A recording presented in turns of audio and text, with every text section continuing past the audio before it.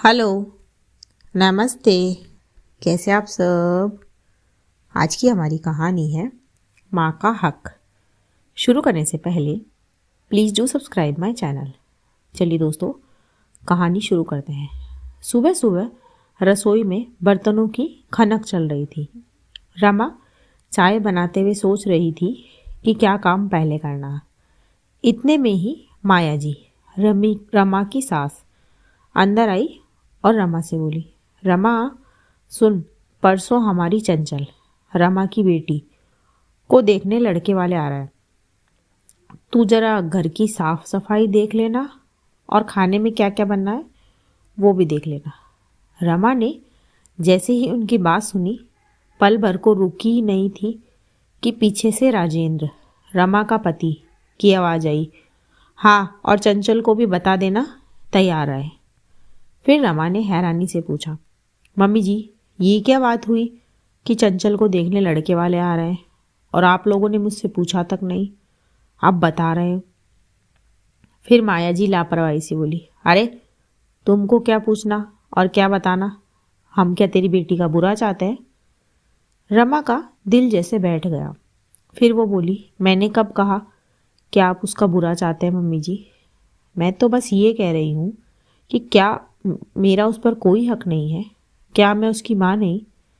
इससे पहले कि माया जी कुछ कहती, राजेंद्र बोल पड़ा, अरे तुमको क्या पूछे, तुम्हें कौन सी समझ है कि कौन आदमी कैसा है, और तुम कौन सा बता सकती हो कि कौन चंचल के लिए सही है। और दूसरी बात, जब तक मम्मी है उनकी राय ही सबसे महत्वपूर्ण है, समझी।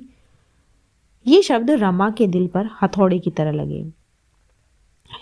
भले ही मुझे इंसानों को पहचानने की समझ ना हो, रमा धीरे लेकिन दृढ़ स्वर में बोली, क्योंकि आज सवाल उसकी बेटी का था।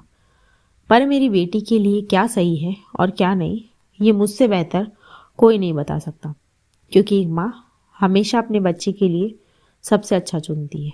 सास और पति दोनों उसे देख रहे थे, जैसे उसे उम्मीद ही ना हो कि रमा इस तरह बोल सकती है। फिर रमा ने आगे कहा, और आप लोगों ने मुझे इतना भी लायक नहीं समझा कि मैं उसकी शादी के बारे में कोई राय दे सकूं। आपको लगा कि मैं उसके भविष्य का फैसला नहीं कर सकती। फिर रमा बोलते बोलते याद करने लगी, कैसे चंचल के बचपन से हर वक्त उसके साथ वह थी।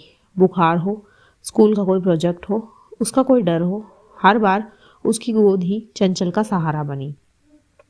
उसने चंचल को उठाया, संभाला, और आज उसकी ही माँ को उसके फैसले से अलग कर दिया गया था। रमा को ये सिर्फ एक शादी की बात नहीं लगी, ये उसके माँ होने पर सवाल लगा था।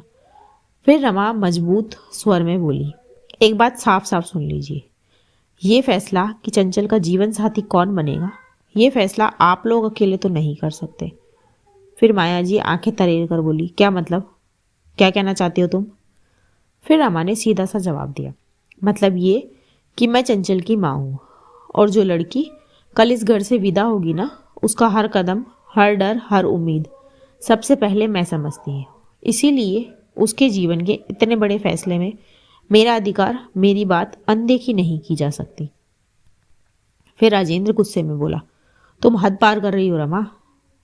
पर रमा पीछे नहीं हटी और बोली, अगर बेटी के भविष्य की बात करना, उसकी सुरक्षा और खुशियों की चिंता करना हद पार करना है तो हाँ, मैं हद पार कर रही हूँ।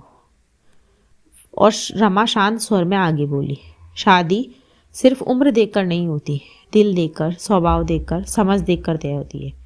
ये सिर्फ लड़के वालों को चाय नाश्ता खिलाने वाला कार्यक्रम नहीं, ये मेरी बेटी का पूरा जीवन है, और माँ होने के नाते इसमें मेरा हिस्सा सबसे बड़ा है।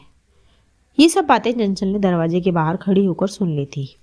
फिर वह अंदर आई और अपनी माँ का हाथ पकड़ लिया और बोली, मम्मी मुझे पता था आप मेरे लिए हमेशा खड़ी रहेंगी।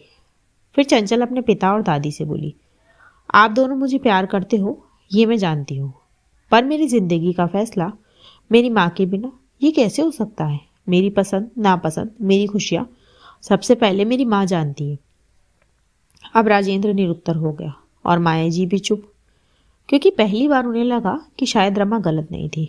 आखिरकार राजेंद्र ने धीमी आवाज में कहा, ठीक है रमा, तुम भी बैठकर लड़के वालों से बात कर लेना, अब आगे जो भी होगा तुम्हारी सलाह से ही होगा। तब रमा के चेहरे पर हल्की सी मुस्कान आ गई। फिर उसने चंचल के सर पर हाथ फेरा और कहा, तू खुश रहे, मेरी तो बस यही इच्छा है। फिर माया जी ने भी स्वीकारते हुए कहा, चलो ठीक है बहू, तुम भी देख लेना अपनी बेटी के लिए क्या बेहतर है। और रमा ने मन ही मन सोचा, आज नहीं तो कभी नहीं, आज एक माँ का हक वापस दिया गया। दोस्तों, माँ सिर्फ जन्म नहीं देती, वह बच्चे की धड़कनों को भी पढ़ लेती है। और शादी जैसा महत्वपूर्ण फैसला माँ की भूमिका के बिना अधूरा रहता है। इसी के साथ कहानी यहीं खत्म होती है। कहानी आपको कैसी लगी मुझे कमेंट बॉक्स में ज़रूर बताएं। ऐसी ही और कहानियाँ सुनने के लिए मेरे चैनल KNYK हिंदी कहानियाँ को सब्सक्राइब ज़रूर करें। थैंक यू सो मच दोस्तों, थैंक्स फॉर वॉचिंग।